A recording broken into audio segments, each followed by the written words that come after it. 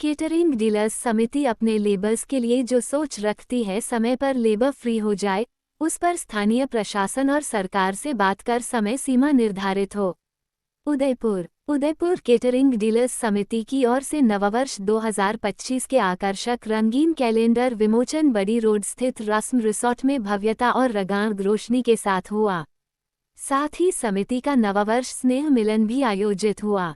समारोह मुख्य अतिथि राज्यसभा सांसद चुन्नीलाल गरासिया, कैलेंडर विमोचनकर्ता विप्र फाउंडेशन प्रदेश अध्यक्ष नरेंद्र पालीवाल, विशिष्ट अतिथि समाजसेवी प्रमोद सामर, पूर्व राज्य मंत्री जगदीश राज श्रीमाली, हिंदू जागरण मंच चित्तौड़ प्रांत रविकांत त्रिपाठी, हरवती हलवाई कैटरर्स एसोसिएशन कोटा अध्यक्ष अन्नू अग्रवाल, कार्यक्रम अध्यक्ष जयपुर कैटरिंग डीलर समिति अध्यक्ष मनोज सेवानी, उदयपुर अध्यक्ष कमल गुर्जर, सचिव नरेश बंदवाल सहित समिति पदाधिकारियों ने कैलेंडर विमोचन किया।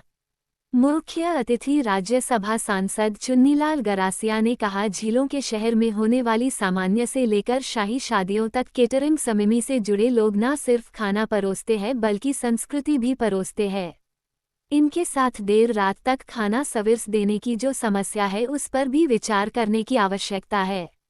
समाजसेवी प्रमोद सामर ने कहा, ये लोग दिन और रात करते हैं, हम 2 घंटे में आनंद लेकर चले जाते हैं।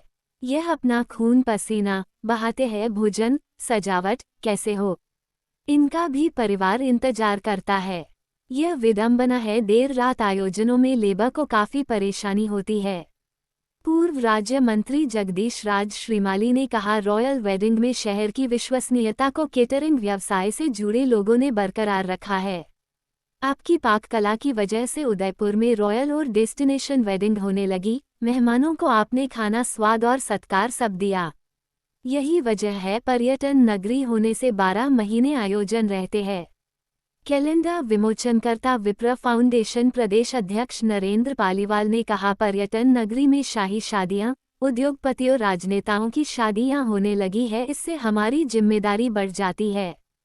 समिति अध्यक्ष कमल गुर्जर ने कहा, पूरे शहर में समिति की ओर से नववर्ष और कैलेंडर विमोचन को लेकर 40 स्वागत द्वार लगाए। हमारे नरेश जी ने बोला था कि रात को हमारे 12 बजे 11 बजे खाना चलता है, ये होता है।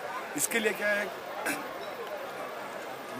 हमारे संगठन बना हुआ है जो इसमें टेंट, लाइट, केटरिंग, घोड़ा, जनरेटर, महासंघ बना हुआ है। उस महासंघ में हम मीटिंग करके इसके बारे में चर्चा करेंगे और सबसे बात करेंगे।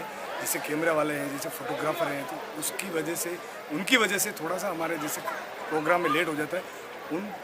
उनके फ़ोटो वगैरह खींचने के चक्कर में ये मान लो कि हमारे 200 आदमी 300 आदमी बैठे रहते हैं उनका वेट करने में। दूल्हा दुल्हन आएंगे, खाना खाएंगे।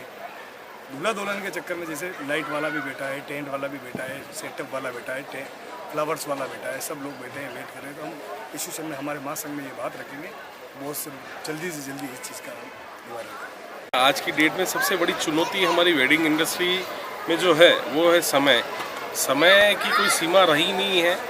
शादियों के खाने सुबह 4 बजे तक चल रहे हैं, तो इसमें हमें बहुत सारी चुनौतियों का सामना करना पड़ता है। हमें नहीं, हमारी संस्था से अगर मैं कहूँ तो इस वेडिंग इंडस्ट्री से जैसे फोटोग्राफर हो गए, लाइट वाले हो गए, केटरर्स वाले हो गए, हलवाइया हो गए, क्योंकि पार्टी को आपका एक कमिटमेंट होता है कि सर लास्ट तक आपको हर चीज़ गर्म दी जाएगी। बट कितनी बार वो हमारी इस बात को लेके सुबह 4 बजे तक हमसे वो सेवाएं लेते रहते हैं, तो ये हमारे लिए बहुत चुनौती हो जाती है। कारण ये है कि सुबह वापस हमें 7 बजे नाश्ता लगाना होता है। तो कहीं ना कहीं हमें ये लगता है कि एक तरीके से ये हमारे स्टाफ के साथ शोषण हो रहा है। ये इंडस्ट्री से जुड़े हुए हैं, सभी लोग इस चीज़ से जूझ रहे हैं। इसके पीछे कुछ लोगों का ये मानना है कि अगर ये अपन ऐसा नहीं करेंगे तो लोग हमारा पेमेंट काट देंगे, ऐसा कर देंगे, वैसा कर देंगे, टाइम पे पैसा नहीं देंगे, स्टाफ को हम टाइम पे कैसे, तो वो उस चीज़ के लिए एतराज़ भी नहीं करते हैं। हम धीरे धीरे इस, जैसे अभी हमने जयपुर वाले संस्था है हमारी, वहाँ हमने बात की तो उन्होंने बताया कि हमारे यहाँ नियम लागू होने जा रहा है, कि वो भी इस तरीके की अपील सरकार से करेंगे और एकजुट होकर करेंगे। तो वही हम भी उदयपुर के वेंडर सारे जो इस व्यवसाय से जुड़े हुए हैं उन सबको एक बार इकट्ठा करके एक मीटिंग करेंगे और इस विषय पर चर्चा करेंगे। सबसे पहले केटरिंग एसोसिएशन उदयपुर के सचिव होने के नाते मैं शुरुआत मेरे घर के फंक्शन से ही करूँगा।